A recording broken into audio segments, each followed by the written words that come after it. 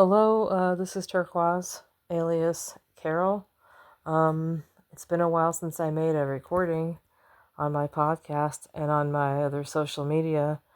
I've been very active on Instagram threads lately, doing some peer support, and I asked AI what to call myself. I don't think peer counselor quite sounds right because I might get in trouble calling myself a counselor, but I'm calling myself a peer support specialist. And that's not any name or legal or license title or any licensed title. So I've been giving peer support on social media. So I've been kind of busy, and then adjusting to my life away from the IOP, and adjusting to my life without seeing Olga every day. And frankly, it's a relief not having to see someone you can't have. I've been using for the past year my podcast and some of my YouTube and social media for my own recovery from limerence. And the subject has been very much on that for the past year. And the subject has been on dealing with what I fear was covert discrimination against me being LGBTQ at the IOP. And I got some information about that IOP, and they said on one of their information platforms or websites, they said that they're inclusive of LGBTQ plus. And I thought, okay, well, maybe their inpatient program is. Maybe there are other IOP programs. There's one in a couple of other parts of the county. There's a couple of IOPs in other parts of San Diego County, but the one I was in was in San Diego. And I'm hoping that the other IOPs did really live up to their word and include LGBTQs. And maybe the San Diego branch was going through the motions. I don't know, but it doesn't speak very well when I find out that they're not putting up ornaments on their inside their establishment for LGBTQ Pride Month. They didn't do that last summer, and I mentioned that last episode on my podcast and on YouTube. And I just found that very disturbing. And they had all these other occasions recognized, but not that. And I've been spending the past week adjusting to the side effects of being out of the IOP. Also dealing with Steve's gaslighting, basically telling me his parting shot, basically, when he left me that last voicemail, and when he left me a second voicemail that I did not record on my episode, but I did not share that one, but he left me a second voicemail right after he discharged me, and he basically gave me a gaslight. He gave me a distorted interpretation of reality. He said, Carol, you haven't been coming to the program for 2 weeks. You haven't been responding to my calls. And I gave him credit for, in my mind, I gave him credit for mentioning that I wasn't coming in. That was true. I hadn't been coming in since the day after Christmas, and since New Year's I had not been coming in. Okay, he's right about that. But his tone of voice was worse than his tone of voice was to my perceptions. His tone of voice was worse in that last voicemail than it was in the voicemail that I shared with you guys on the media. He was like, he said basically, okay, I'm going to close my eyes and pretend that I'm him. Carol, this is Steve. Pseudonym. I am calling to let you know that you have been discharged from the program, and you have not been coming in for the past 2 weeks. You have not been coming in, and you have not been responding to my calls. And that second part, responding to his calls, I had told him repeatedly, ladies and gentlemen, I had told him repeatedly that I could not reach them. I could not call the IOP, and it was because they were not answering their phone. I could not reach him because half the time I tried to communicate with him, he did not answer the phone, and he did not answer my calls. And he also made it clear the last time he voicemailed me, he made it very clear that he was going to discharge me if I didn't come in. And I was not planning on going in. And I had told him I was not planning on going in. When I did respond once, it was to let him know that I wanted to get transferred. I did want to still have treatment. I wanted to go get transferred to one of the other branches because I felt maybe I might be more comfortable going there. But he insisted on me coming in. And I said, no, I don't want to come in. I want to discuss over the phone me getting transferred. I don't want to come in. I don't want to come back. I don't want to go back there. I'm not going to go back there. And he said, well, Carol, I'm with a patient right now. I can't talk right now. Why don't you come in? And I said, no, Steve, I'm not going to come in. I'm busy right now. I was busy. I was busy blogging and doing my mesh session. And I said, I'm busy. I'm on my way to go somewhere else right now. I'm not available today. But when would you be available? I might be able to adjust, when would you be available? Later, or when would you be available to talk on the telephone? I can call you from where I'm going. And he said, Carol, I'll be available in an hour. Why don't you come in? And I said, no, I'm not coming in. So he leaves me one more voicemail on Friday. I think I'd called him on Monday. And I wasn't planning on going in for the rest of the week. I wasn't planning on going in ever. I was going to just want to talk to him on the phone. And he had given me such a tone of voice. I didn't know when to call him. I didn't want to interrupt him being with the patient again. I did not want to call him again. I was planning after that. And I said, listen, I'm not coming in. I need to get transferred to another program. I'm not coming back here.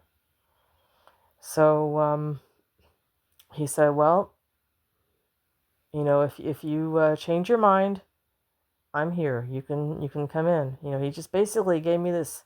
I'm not really sure what he said word for word, but he said something in the vein of, I'll be here if you want to come in, Carol.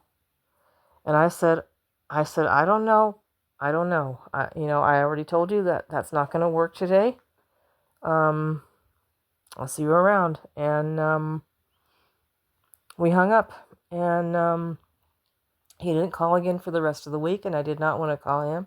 I didn't want to talk to him, you guys. I honestly didn't want to after that. And yeah, forgive me if this is a repeat, but I was spending the past week adjusting to that. I tried to go about my business. I went and visited my girlfriend Monday, that day. I went to visit my girlfriend that day and have a session with her. And I was planning on going and doing that, and I did. And I spent 3 hours hanging out with her. And then Tuesday, I got sick. I got a stomachache, and I got sick. And I wasn't going to go in. I was pretty sure that I was upset with Steve for being so nasty to me, being so gaslighty to me, and not respecting my boundaries and my feelings and what I wanted to do, and what I was intending to do, what I was willing to do with him. I got the sense that he was kind of bullying me to come in, and I bided my time, bided the rest of the week, did my mesh sessions, visited my girlfriend. I didn't visit for the rest of the week because I was sick. I had to have the rest of my sessions at home. I had to work at home for the rest of the week and do my producing, if I did produce anything, including calling out API, telling on them to social media and saying, I'm really afraid they don't like LGBTQ. And I realized that even if API did include LGBTQ, I was wondering if they were upset with me for, I was wondering if they were thinking that I was trying to go after Ursula. Well, truth of the matter was I wasn't. Maya had been really adamant about me not getting into a relationship. She was really afraid that I was gonna, I don't know. She had this, I don't know what she was really afraid of, but she had this attitude like, she's straight. She's not gay. She's not bi. She's not coming out. She's not in the closet. She's straight. And her tone of voice was really nasty. And I was still recovering from that too. It's like the whole place, the whole vibe there was just giving me the EBGBs. And I had a feeling that if they weren't discriminating against me being gay, they were harassing me about they were giving me these subtle vibes like, I don't want you doing anything to Ursula like that. Like we got to protect her from you. And it even made me wonder if now she could have honestly had to go in the hospital last fall. But I wondered too if she was freaking out because of what they might have been saying to her. I was wondering if I was wondering, if they were even talking her into going in the hospital. I mean, even with this HIPAA stuff, they could have gotten consent from me and consent from her to divulge information. I mean, I just had this creepy EBGB feeling. It was just a really bad vibe altogether. And I had to spend the past 10 days, the past week, I had to talk myself down every day and say, these people are very likely gaslighting you, Carol. They're making it look and sound like you were non-compliant and you were refusing treatment when you weren't. And you have to recover from a very serious gaslight and from some psychological abuse from them, whether they didn't like you being gay or whether they were falsely accusing you of messing around with Ursula.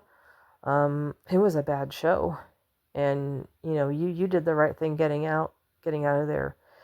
But I was adjusting to being out. I was adjusting to being, having to stay home a lot because I was sick. And then there was wildfires in San Diego and smoke, and I was afraid to go anywhere.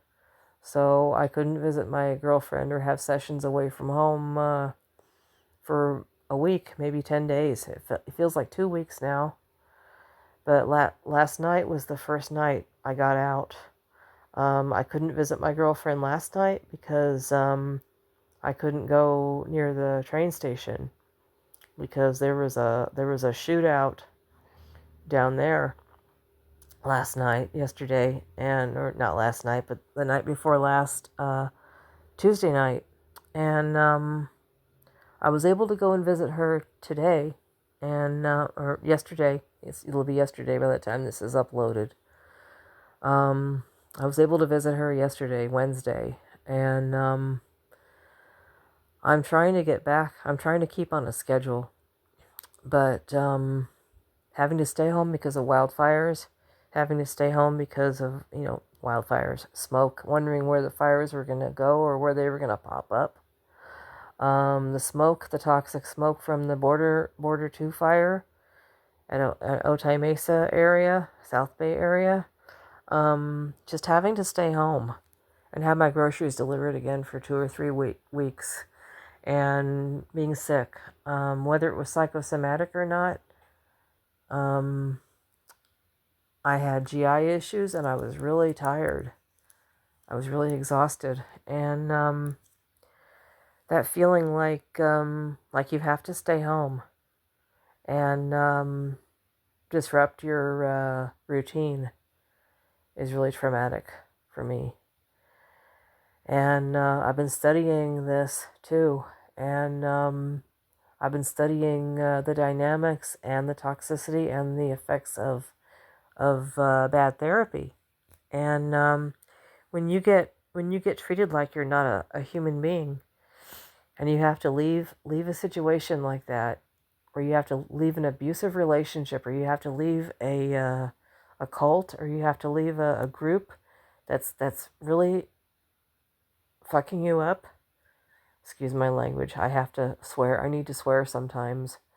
I'll put a disclaimer on here. There's explicit language. When they're fucking you up like that, I'm speaking in the second person. You have to be strong. You have to tell yourself over and over again, and read things over and over again on the internet that say it's not you. You're dealing with a trauma. You're dealing with a situation. You're dealing with being gaslighted. You're not being treatment non-compliant. That guy was bullying you, and that manager was bullying you, and whatever they were doing, they were scaring the living fuck out of you and making you believe that you were this perpetrating pervert because you're gay,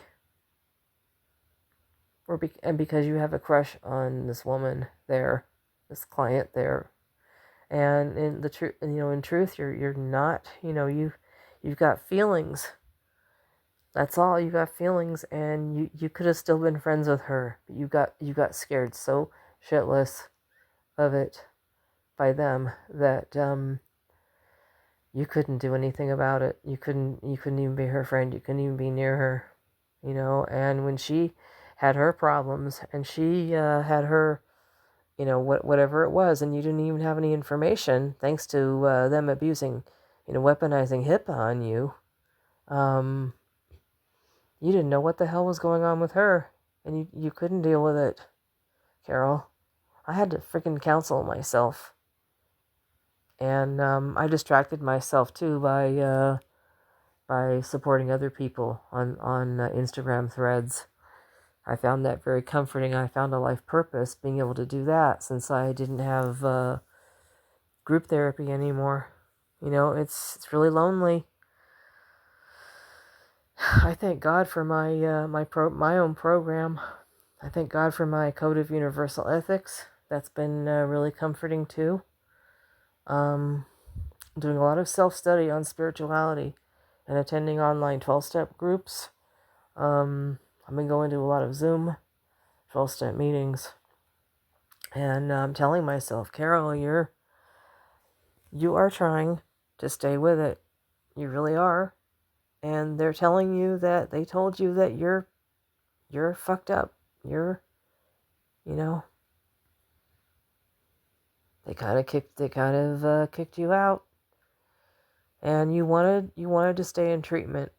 You needed help. You wanted help, and you were asking for it, and this guy treated you like you were this imposition asking for too much, and you were non-compliant, and that was not true. And then you had to deal with the wildfires. You had to deal with being sick, and you had to deal with that your girlfriend's neighborhood being, turned into a war zone. A gunman, a police officer. It turns out a cop shot a gunman, and they didn't even know if the gunman had pointed the gun at him or not. So I'm even suspecting that police officer the other night shot a man. I don't know what he was doing with a gun. Again, back in my day, within a few hours, when something like that happened in someone's neighborhood, I knew what happened and why. It's like these news people won't even tell you or can't even get the information. Twice today, this news thing on TV was saying twice, we don't know what happened. We don't know why the cop shot him. We don't know why he's dead. And I thought, Jesus, Jiminy Christopher, what is this world coming to? And it was all I could do, again, not to get depressed. And again, dealing with this on my own, without any support, without any treatment. God. One of the reasons I'm not in treatment right now is I don't want to jump into another program right now. I need to kind of ground myself. I remember many years ago, I transitioned from one program to another. I used to do that. I used to play merry-go-round with programs, just go from one to another and then back again and then to another and then back again. And I don't know. I kept carrying baggage from the one program and then going to another one and then carrying baggage from the other program. Just, oh God. Therapy really is just information. I go there for structure. I go there for connection with other people. I go there to stay relatively stable and grounded. But I was imagining myself going to another program and carrying baggage from API. I don't want to do that either. I don't want to be going in there every day and going, they didn't want me there. They didn't want me there. If I want to get on with my life and do something else, I want to be over this, at least enough to stay with, the new stuff in my life. It's like being in a relationship. You don't want to just break up with someone and then go and jump into another relationship. I feel that way even about treatment, about anything. I suppose if I really weren't stable or really weren't safe, the appropriate thing would have been to go into the hospital, and I promise I'll do that if things get any worse. I came close to thinking about it the other night when my girlfriend's neighborhood was had that gunman. I came close to thinking, I wonder if I should check in. Too much is happening. I'm really starting to lose my SHIT here. But I hung in there, and I texted D, and it blew over. Someone said this morning or the next morning that the situation was resolved. They still don't know what happened, but they've made the neighborhood safe again. So I did go down last night and visit her, but I didn't stay very long. I was a little scared. I didn't want to. I was really afraid something was going to happen again last night. So, this is kind of a long episode here. I'm going to wrap it up, but I wanted to check in and let you guys know I'm all right. I'm pretty shook up right now, but I'm safe. I'm going to take this one day at a time. I promise I'll check in someplace if things get worse. All right. God bless you.